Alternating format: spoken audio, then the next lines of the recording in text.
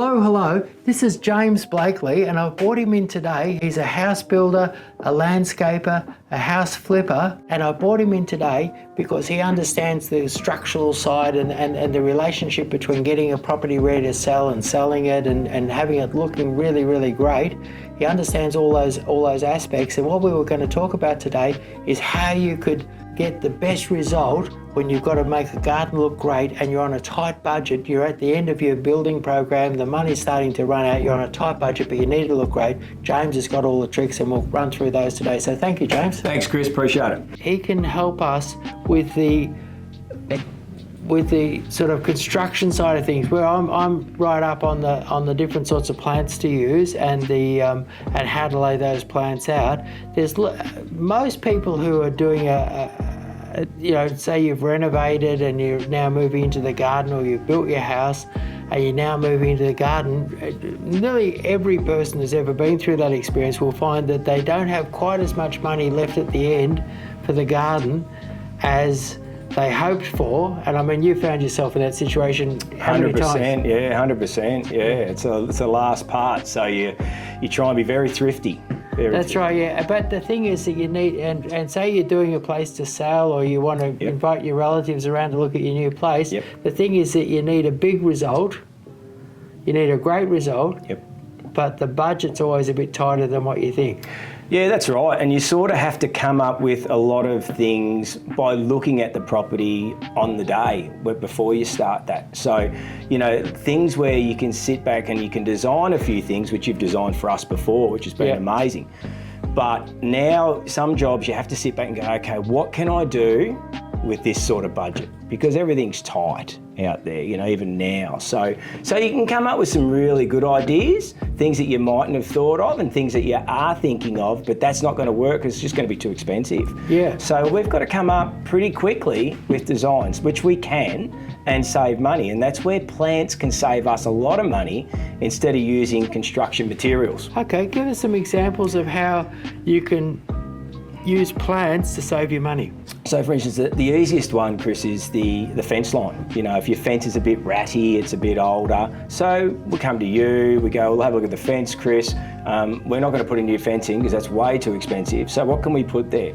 We put some reasonable size hedging plants, which is great. So, and then we create a nice little garden bed along the side, and we might put a few ground covers in. So then it gives it a little bit of colour, a little bit of... Well, I mean, right at the moment, like at any one time, if you come into, say you're on a tight budget, you come and talk to us, we'll have, it may not be next week or next month, but right now, for instance, this week, we've got 5-foot botosrums for $24.99. Yeah. Now, say you were doing a front fence and say it was a 14-metre fence, right? You might use, if you crammed them in, you might use about 25 of them on the front fence. And 25 of those at $24 is what that's, it's about $650, $700 I can't quite work it out in my head. So it's well under $1,000.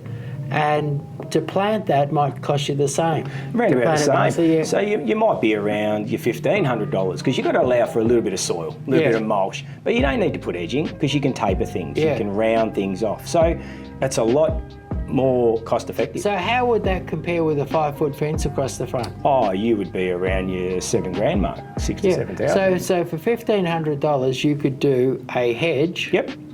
And then $5,000, $6,000, $7,000, $8,000, $9,000, $10,000 to do a fence. 100%. And what's interesting, say you planted a hedge properly, like your brick fence cracks after a number of years, doesn't it? They do, depending on what's around you, even your council trees. They get under the concrete pathway and then, all of a sudden, bang, they're underneath. So we're actually looking at a job at the moment over in Glen Iris that has that same problem. So now you're looking at a double brick fence that's all of $40,000 now to redo the whole thing, where what we're going to do now is put a small timber fence in for them, and we're going to use more hedging plants.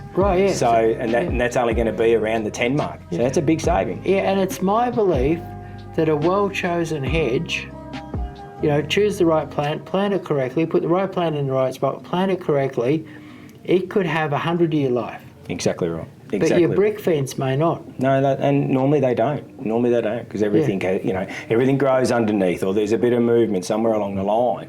So these are the things people sort of don't think of when they're buying a property or when they're doing things where, things can add up later.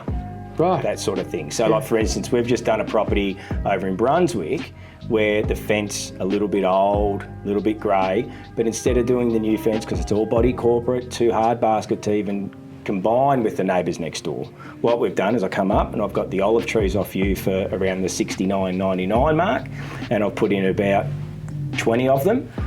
Absolute beautiful hedge, beautiful fence line. Gorgeous, and the people love it. People love it. So, and that way there's no disturbance with neighbours next door going through body corporates. We've done a retaining wall, bang, done in. So these are the little things that people probably don't foresee, but we can see. And so we can help with that advice. Yeah, and another area where you can save is if you went down to the Botanic Gardens. I mean, the Botanic Gardens are just fabulous. You couldn't make them any better. And you look at the garden edges at the Botanic Gardens, and what they've got is they've got grass, and then they've got a nice sharp little cut in the soil, and then they've got garden bed. Yeah, it's gorgeous. And I call that a Botanic Gardens garden edge. Now, when I was a kid, do you know the only garden edge that anybody ever had was that? And like my uncle had a sort of a special roller that he rolled along there to cut it. Yep. And then my dad had a nice stainless steel spade and he went chop, chop, chop on his one. Yep. But everybody had those sorts of garden edges. That's what they used to do. And my father had hundreds of metres of it because we're quite a big garden, and he didn't buy timber or buy steel or buy anything like that. And what was interesting is that garden edge on his property, it's still there today. It's like 50 years old. That's right. That's right. Where most materials now, depending on what you want to use, but you could use a timber edge, but it still will wear at some stage. Yeah. Or you can go to the next, edging where it can be, you can do some rock edges, or you could do some form boss edges with the rusty steel look that people probably realise what that is. But still, it's quite costly. But people don't understand when you have to buy that, but then it's the labour to put that in, where it's going to cost a lot more to do that, where what I would be doing is something what you're saying, but I would create like a nice little edging with smaller plants with some ground cover. And it's the same thing, but it looks a lot prettier and it's a lot softer. So, and you'll save thousands of dollars. It's time and labour. That's where things get people. So because those old-fashioned garden edges are quite quick to put in. Very quick, very quick. Very quick, very easy, and they last, and like your hedge, can last you 100 years. 100%. And because what happens is the grass keeps sort of growing and oozing forward, and you keep chopping it. That's right. It sort of oozes forward, you keep chopping it, and it stays in the same place, and once or twice a year you chop it or you run your roll around it. And it gets stronger. Yeah, it actually gets stronger. That's right. And people can save a fortune with that sort of edge. A fortune. That's what it's about, saving money, especially in this climate. Yeah. Now another way, and we've done this together. Yes. I've worked with you on a couple of jobs where you're doing a house flip. Sort of around the $2 million mark. Houses around the $2 million mark, fairly big land areas, and we've had to make a person coming in spending a couple of $1 million. They want a wow. Correct, they do. But we still have a budget. That's right. Yeah, so we've got wow demanded here, budget here. That's right. And what you and I have always done is that we've spent up big on the feature trees. Yes. And spent down low on everything else. Yeah, to do the coverage, to cover that property size, which makes a lot of sense. Once you introduced that to me, I thought, I don't know how that's going to work, but it's a winner. There's no doubt about that. So those half a dozen good feature trees at good sizes, and then the rest of the ground covers with a couple of mediums that you're thrown in. Yeah. Amazing. And then you think, geez, there's a lot of plants there to put in, but is there too many? But then once you start digging, putting them through, it's perfect amount. So and then they grow pretty quickly and get going. So it's a big saving to do it that way. But you're getting that instant wow. Yeah, you're getting that wow. So if you're doing up a property to sell, or you wanted it to look great as you moved in, that's one of the tricks of the trade. It is a trick of a trade. Is spend up big. Yep. on your main features. Yep. Choose them well. Get exactly the right thing. Spend up big. Yep. And one of the things when a person comes into me and says, you know, I'm fixing it, and we have a lot of people come in and they want to fix up a place and put it on the market. When they come in, they say they want to fix it up and put it on the market. You know what the first question I always ask What's is? that? I say, when? Because they could come in the autumn and I have beautiful red maples. Now they're gonna, and they say June. I go, you're not looking at those maples there. We're gonna go and look at some magnolias with some evergreen leaves on them, you know. Yeah. And so, or they say we're going, you know, late September or October. I might show them something that looks no good at the moment. It's going to be covered in blossom at that time. So Yeah, okay. So that's another the little things. Yeah, the other thing is, you know, if you're doing it to go on the market or for a special event, first question is always when. When. And then you lock in the time, and then once you've locked in the time, you start thinking what's going to be working for you at that time. At that time of year. Makes sense. Makes sense. So it's like at the moment we've got a job in Canterbury, and it's the same thing. They're doing the place up to sell, but I said to them even today that you have that one nice beautiful feature tree in the middle with your surrounding plants. You don't need anything else. So you know, you spend up on a good sized tree, and we surround the rest in ground covers and a few mediums. And it's just a wow when you walk through those gates. So they're the little things. So, and it's, yeah, that's right. This time of year, what do you recommend? So that's why I bring all the clients up to see you, and we sit down together and we go through it all. So. Yeah, that's right. And what's interesting is a lot of people, you might look like, say you're doing that, say you're doing a job like that, and you got that one big advanced tree. Yep. You might spend anywhere from 500 to 1,500 on that one tree. Yeah, that's right. But what's going to happen is that a person will walk into that job and they'll look at that and they'll go, wow, this guy spent some money here. You know, that's right. and this is an upmarket job, and it's just one tree that says it all. But all the other plants could be small ones. They could be from a bargain lot out the back, you know, but it doesn't, it's that one thing that'll cause them to have an It's impression. that first initial look. Yeah. Wow, that's gorgeous. Yeah. That's what most people look at. As soon as they walk through the gate or walk through a nice pathway, they'll say, geez, that's a beautiful feature tree. And they'll forget about what's around it. Yeah. And then when they walk back out, they go, oh, wow, that's nice. I really like those ground covers. I really like that colour of that plant. What's that? So, you know, they're the things. It's that first initial walk in. Yeah. So, and it's a big difference. Yeah, and what I think, like when I go onto a job and the main feature trees are a little bit, you know, they're cheap. Yeah. You kind of, you think, well, I better be careful here, you know, like that.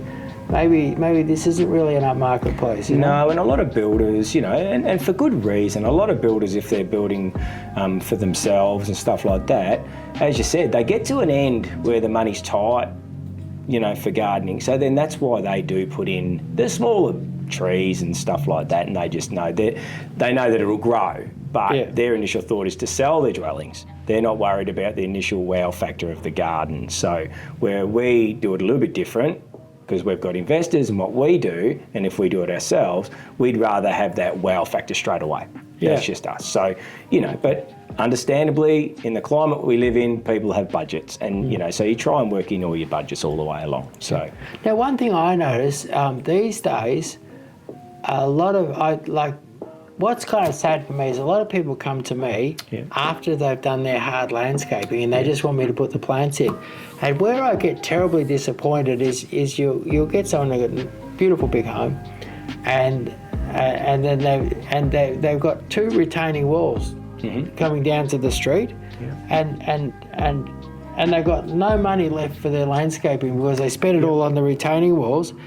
And in most cases, I see flat land, wall, and to me, they've spent a fortune, but I can't see what they've achieved in terms of having a beautiful landscape. yeah, that's right. So with a lot of that, people just put in retaining walls for the sake of putting a retaining wall in. They just get not the right advice. Sometimes you have to put them in, but there's other ways of going about it too. With you use rocks where it's a bit cheaper, and create, you know, a cascading area. But I find that if you've got land that's stepped, I prefer not to use retaining walls because I think they're not a nice looking thing. So what I do is I taper the land. So we'll roll everything down. And if we have to, we put in some aggie or some drainage if need be. And then basically we use that money, we utilise that money on plants to do that beautiful garden that they always want, instead of them waiting maybe 2 or 3 years before they can do that because they've spent the money on the retaining walls. Yeah. So because retaining walls cost a lot of money because it's a lot of labour, and people don't see that. It's not so much about buying the material, but it's the labour doing it. So us preferred, we'd rather use the plants and we'd rather scape the land to suit what's there. So we get away with that. So if we've got, for instance, we just did one and it was about a $50,000 retaining wall job that they wanted done. And they looked at it and just, geez, that's a lot of money. That's not a lot left in our budget. A bigger suburb. But then we spoke to them, we did some drawings for them, and off we went. We scaped the land, did the planting, and then basically it turned out to be about 60,000 all up. So, it was going to be 50,000 for all the retaining, and then they had plants on top. So, and they just couldn't afford it. So we did it this way. They were happy, all good. Yeah. So, Well, I did a design for a young couple this morning, and they're going to do the landscaping themselves. They're just young and fit, and they're going to do it all themselves. But they had a wall right through the middle of their garden, and they only had about a 1 metre slope from the house to the street. And there was a small wall that the developer had built for them right at the front, and which meant that they really only had 70 or 80 centimetres of fall across 5 metres. Wow. And so I designed a sloping garden. Yes. And no wall at all. Yeah. And I reckon, and I did quite a lavish job with their plants. Their plants came out nearly $5,500 for their plants, but some nice big advanced, beautiful stuff, 3 metre trees and things like that. It's put in fabulous plants, and I reckon that they're with eliminating that wall, they've still got money in their pockets. Oh, they'd have to, Chris. Yeah. They'd have to. So we've eliminated the wall, and I believe that garden will be a better looking garden without the wall. Oh, they're much nicer than with the wall. And the slope, I explained to them that the slope from the street to the house, that light slope like that, is a bit like the fruit shop tilting their fruit outwards so you can see it from the street. Yeah, correct. As opposed to having it flat. That's right. The fruit shop never puts their fruit like that. No, the fruit shop puts their fruit like this so that you can see it. And it softens properties. That's the idea, isn't it? With the plants and the way you can scape things, it softens properties. Where if you put in a retaining wall, whether it be a timber sleeper, a concrete sleeper, steel uprights, it's harsh. Everything's very harsh. Yeah. So and that defeats the purpose of what you've just built, a beautiful home or an existing home, but you can just create a beautiful soft garden that looks right.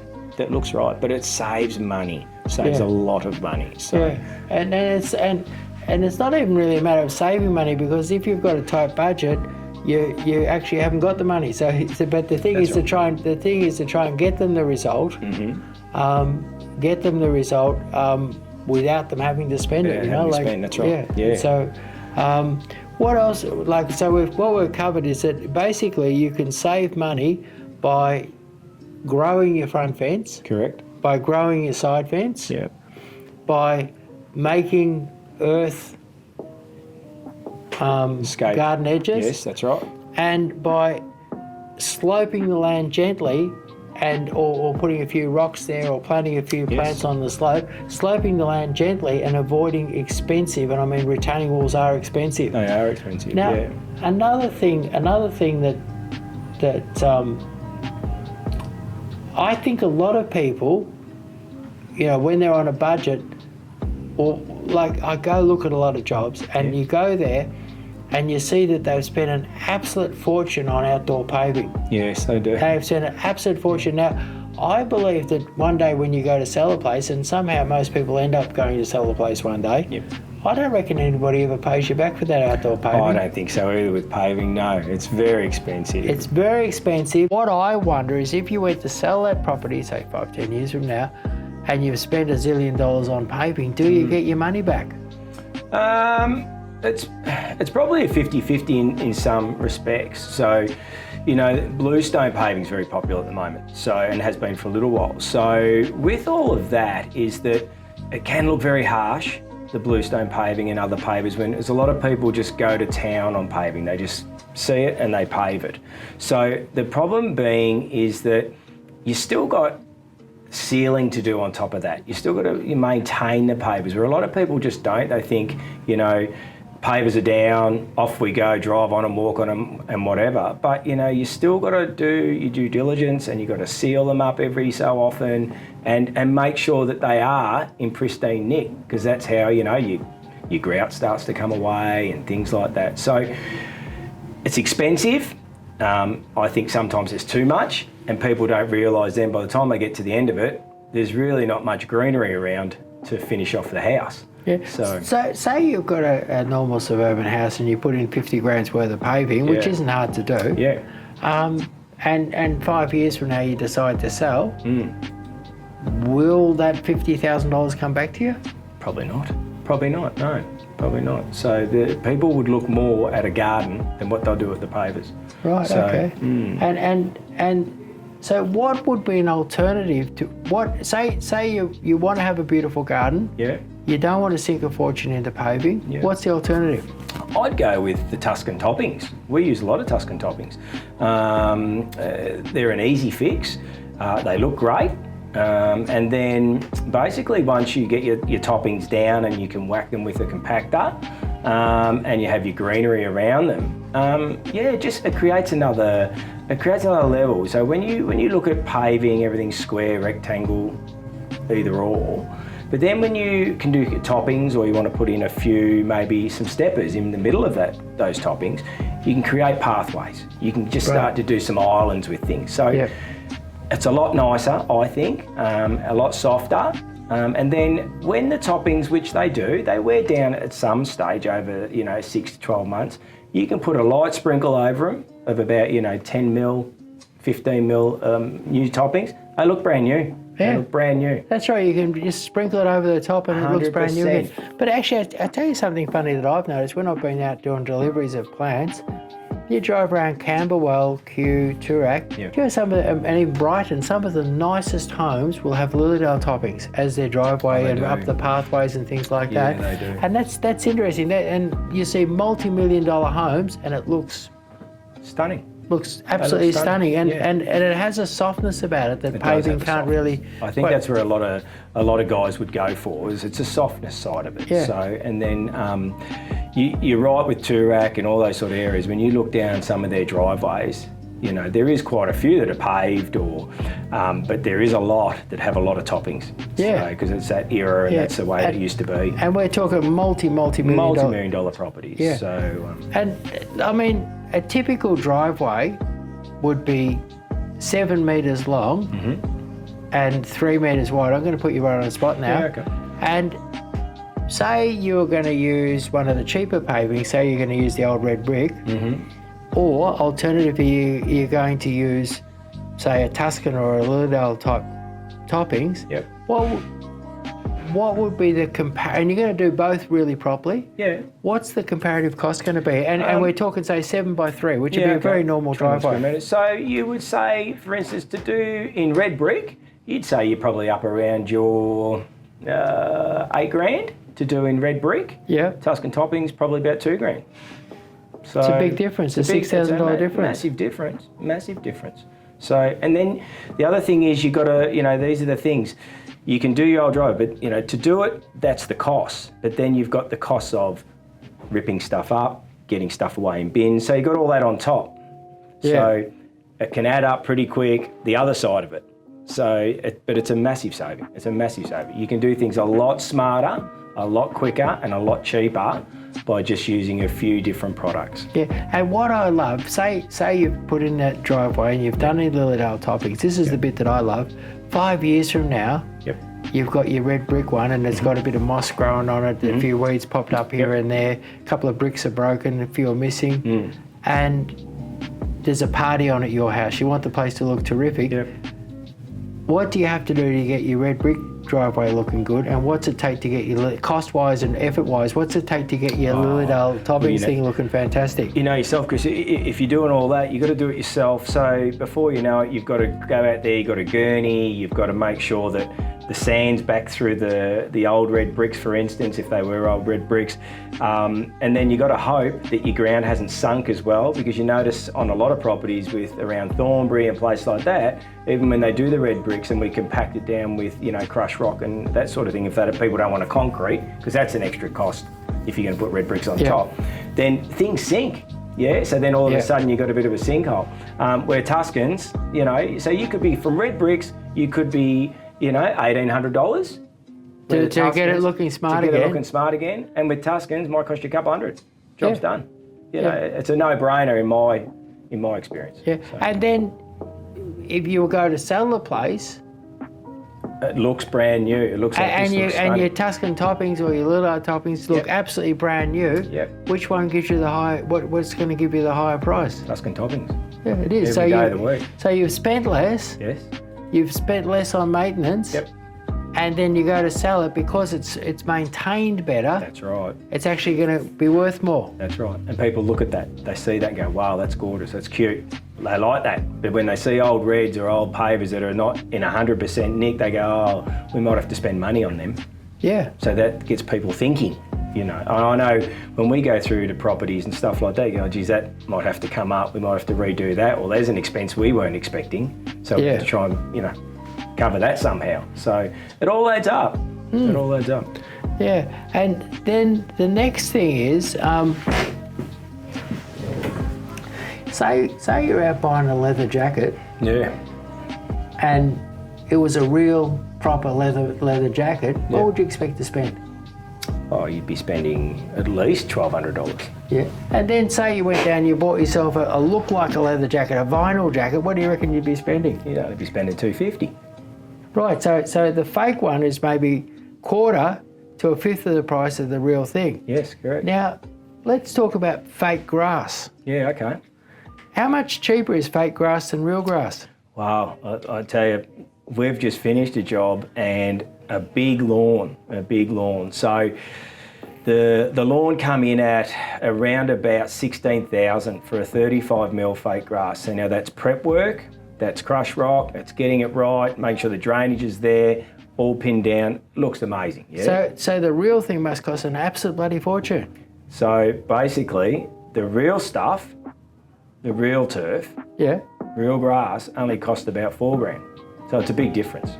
Why is the real thing, like leather jackets, they're dearer than the fake ones? Why would real grass, which I would much rather, if I was going to lay down with my dog on fake grass or real grass, I'd take the real grass. Yeah, 100%. Some people just sort of like that all day, everyday look of just not worrying about mowing, all that sort of stuff. No weeds coming through and don't have to worry about watering it, blah, blah, blah. But at the end of the day, the real grass, the price of that compared to the fake stuff is a massive difference. It's a massive difference. But why is it dearer for fake grass than real grass? Because it's basically the prep work. It's all the prep work of getting the fake grass all prepped, 100% ready before you lay it.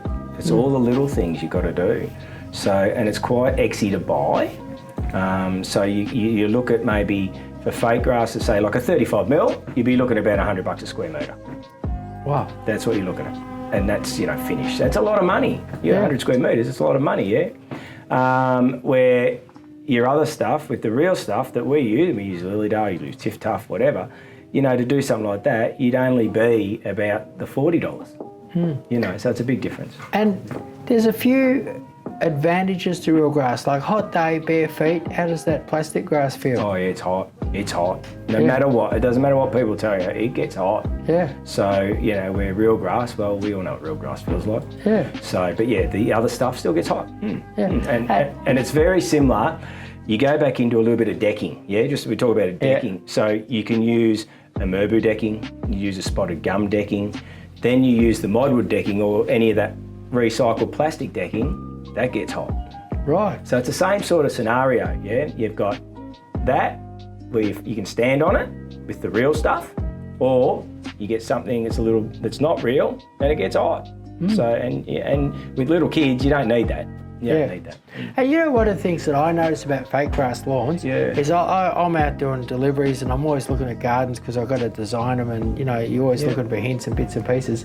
But very often when you turn into a street, how you pick, as you just turn into a street, how you'll pick the fake lawn is that it's covered in rubbish and leaves. Yeah, 100%, yes. And the reason why it's covered in rubbish and leaves, it's not magnetising. And what it is, the bloke who has to mow his lawn has probably got a grass catcher. Yes. And he goes over the lawn, and he just happens to pick up the rubbish and the leaves while he's picking up the clippings, you know, in his catcher. Yeah. And very often the fake lawn, which is considered the no maintenance lawn, is receiving no maintenance, and it looks dirty and untidy. Whereas your real lawn, which is run over, you know, once every couple of weeks with a grass catcher, looks clean and nice. Yeah, that's right. That's right. And most people you see with fake grass get out there with the blower because that's their mower, or you see quite a few people now get out there with a small gurney and gurney the grass. Right. So, you know, it's effort after effort after effort. But that's not doing anything great with the gurneying because you're continuously getting everything wet underneath, you know, with your crushed rock and stuff like that. Yeah. So then it creates, you know, a few sinkholes here and there. So there's two things that you can do with the fake grass in certain areas, you know, for smaller areas, maybe for elderly people that works. Yeah. Where most of the time I'd go the other way and use, you know, real grass. And let's look at one other aspect with the grass, and that is as an investment, how long, if you looked after it, how long is real grass going to last for? I think forever if you look after it. Yeah. So I can't see. Yeah, so if you bought your forever home. Yeah, that's right. The real grass, looked after, goes forever. Yes. It's like anything, you have to maintain things. Yeah. Correct. So you maintain it, it goes forever. That's right. And say you looked after your artificial lawn, how long does it last for? I've seen some properties where it only lasts for 6 years, 7 years, you know, and that's pending if people do look after it, if they really do. So, because people just think when it's down, you know, it's just, but you got to keep an eye on things and make sure it's right, and, you know, and if it does get a little bit of if the drainage is not right, then obviously, you know, with your stones underneath, then things will, you know, start to move, and then you'll get little lumps and bumps, and so so it all comes down to prep work, and that's why things cost a lot of money to get it done. A lot. So summing up, artificial lawn costs a lot more. Yep. Doesn't last as long. No. And still requires some maintenance. Yeah, it does. Yeah, like anything, like me and you. Yeah, right. Yeah. Now, okay, so say you're doing up a place to sell, or you just want your place to look great, but you're on a really, really tight budget. Yeah. What do you do? What do you do? What's that last little trick that's going to get you home with a great looking garden without spending a fortune? What's the idea? So with that, what I've learned along the journey is that it's the time of year. The time of year when you're building, when you're selling, when you're flipping, whatever you may be doing. So then you go, all right, instead of designing your garden, which we all do, we all design what we think is going to look nice and think we're going to do this particular plant, that particular hedge, whatever it may be. But what I've learned over the journey is the time of year, and then to speak to someone like yourself and go, Chris, what's on special at the moment and what works at the moment? Very important. So that's what I've learned. So where I could have an idea of I might want to put a nice ficus flash there to cover that whole fence line. But that mightn't work for this time of year for me. Yeah. So that's why I come to you and I say, Chris, what's on special? Because there's so many things that you can have on special that we can save a lot of money on. Yeah. So, and then you can help us balance up with everything. Yeah, so it's a great way to go. And what I do, I get a lot of people, house flippers, I get property developers. Yeah. And some of them have been dealing with me for years and years and years. Yeah. And basically they ring me and say, Chris, I've got this job to do, and naturally I need it to look terrific. Yep. But we're on a budget. Yeah. We've only got this amount of money. X amount of dollars. And so what what I do the same thing every time. I say, come in and see me, make a time. Yeah. And then I say, come for a walk. And what we do is we walk around the nursery and we look at some different things, and I'll carry a notepad with me.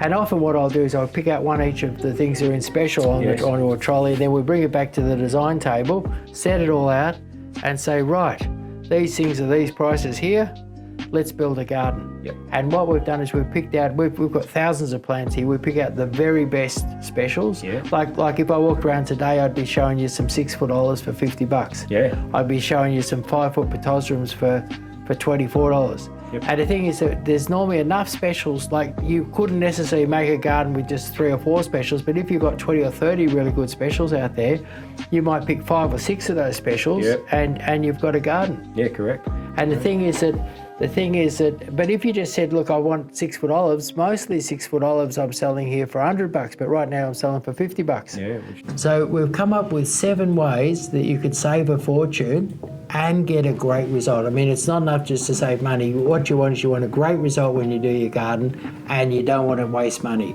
So the first way is, instead of building a big expensive fence or screen, grow a hedge. The second way, what we discussed, was about the cut edge for your edging, which is a lot cheaper and a lot quicker, and then to grow things over the top of that if need be, or just to keep it straight. And then the next idea is to get a really fabulous result without spending a fortune. Buy a couple of nice big feature trees, put those in the front or in the back, wherever, and then just plant all small, fast-growing plants that'll fill up from down below, but have those real beautiful big feature trees, and that'll carry the garden until the other plants grow. And then remembering what we spoke about with the retaining walls, that you don't always have to retain. So you can always slope your block, we can cut your land, and we can make things very soft and very subtle. So it's a lot cheaper way of going about things. Yeah, and then don't go spending a fortune on paving. Consider using something like Lilydale toppings or Tuscan toppings. Very cheap, and very cheap to install, a fraction of the price of paving, and then very, very cheap to look good over the years, and it'll last you forever if you maintain it. And the other thing was that we spoke about, Chris, was the real grass versus fake grass. We both know they both look great, but there is an expense with the fake grass. So you can do your real grass at a quarter of the price. So it's always giving you food for thought. Yeah, and then the other thing is don't design your garden on a budget without finding out what's on special. At any time of the year or at any particular time, there'll be a couple of big growers getting rid of some stock, and you can save an absolute fortune by coming down saying, hey, I've got to do my garden, what have you got on special? Make a list of what's on special, then put your garden together with what's on special, and you'll save an absolute fortune. So there's some great tips there, Chris. Yeah. To help people along the way. Yeah. Beautiful. Yeah, so people can have a great result without spending a fortune. Exactly right. So we're here to save money. Yeah, so thanks for your time today. Thanks, Chris. today. Thanks for that, mate.